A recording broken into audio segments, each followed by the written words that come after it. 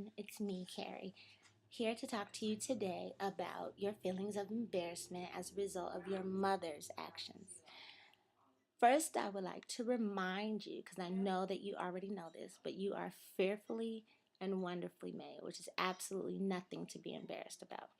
Second, I would like to say that symbolically, we are burning this piece of paper and doing away with the embarrassment that you feel because nothing to be embarrassed about. Everything that we go through is a learning experience. We don't get to choose who we're born to or the experiences that we experience and endure as we go through life. What we do get to choose is what we make of those experiences and how we let them enhance our lives. To this point, you've allowed those experiences to bring about embarrassment for you.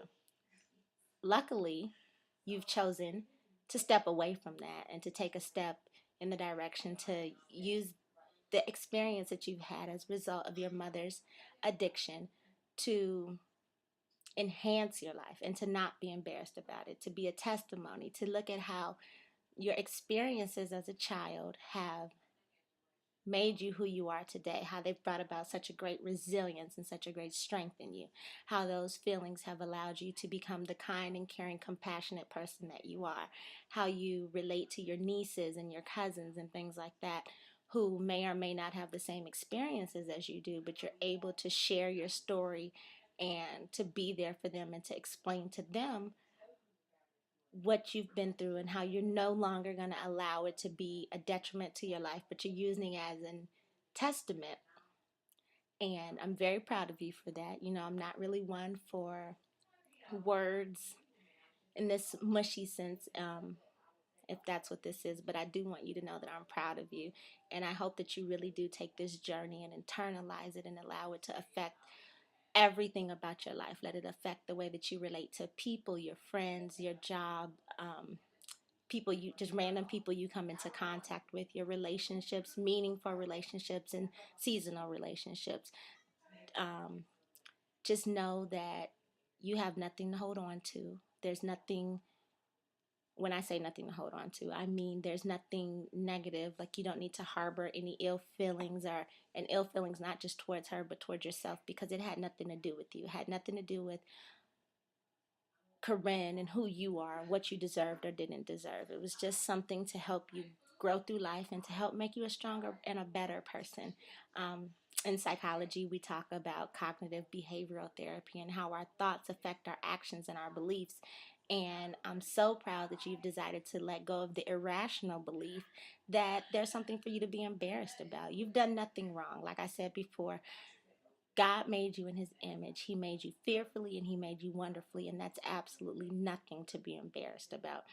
Your life is determined by God up until this point and from here on into the future. So allow that to be your guide, and remember that. Remember that God is awesome. He's above and beyond anything that we could ever ask for. He can do above and beyond anything that we could ever ask him for. So if you sometimes forget that you are not embarrassed anymore, or forget that you've embarked upon this journey of a ruckus, then just remember that God is there for you. I'm here for you. All of your friends are here for you, and you're going to get through this and you're going to get over it. And that's it. We love you, and I want to see you succeed, and I want to see you definitely release all the negativity, not just the embarrassment that you have about this situation, and turn all of it around into a positive. So, I wanted to support you on your spiritual and emotional journey.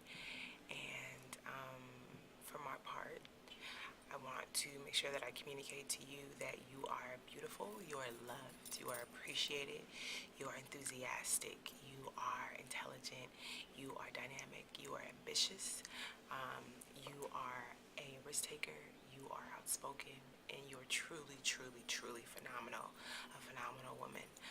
I've known you for more than 10 years now. We are getting old.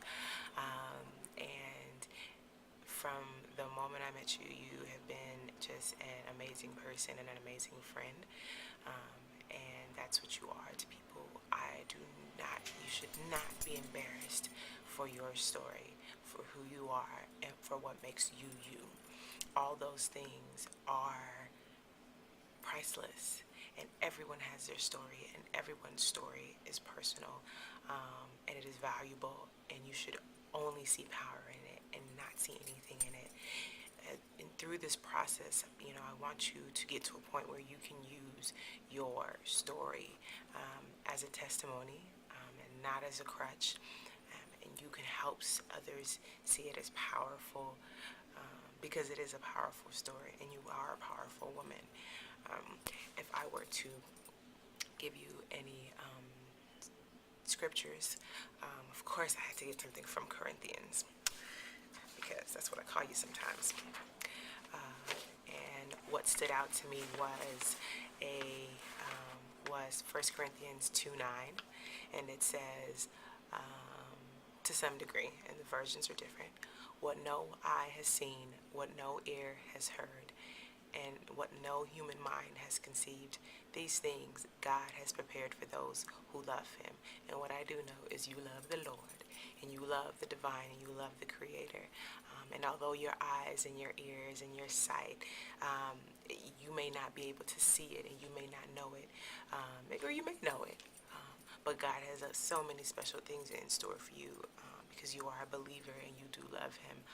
And although your mind may not be able to see it, our eyes may not be able to see it, because we are merely human, we are merely mortals. It is his vision is broader, and so I want to pour my heart to you, whatever you need from me. I hope that you get power from this, you get clear mind, you get clear thought from this, you get clear sound, clear hearing from this, because you helped me get that. So that's what I wish for you, and that's what I hope for you throughout this process. So many blessings. I love you.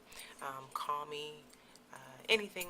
Just don't Facebook me, because I'm obviously not on Facebook. All right. A word that doesn't belong in your mind, in your heart, or anywhere in your body. And for that, I release it. I release all that is in your heart that is not allowing you to move on, that is not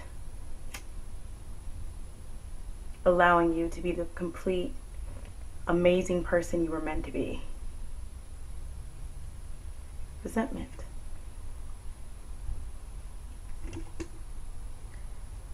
And with that burned to ash, I pray that you realize that no matter where you came from, who hurt you, what's been done in your past, that you have every moment of every day to make your future brighter and better than where you came from.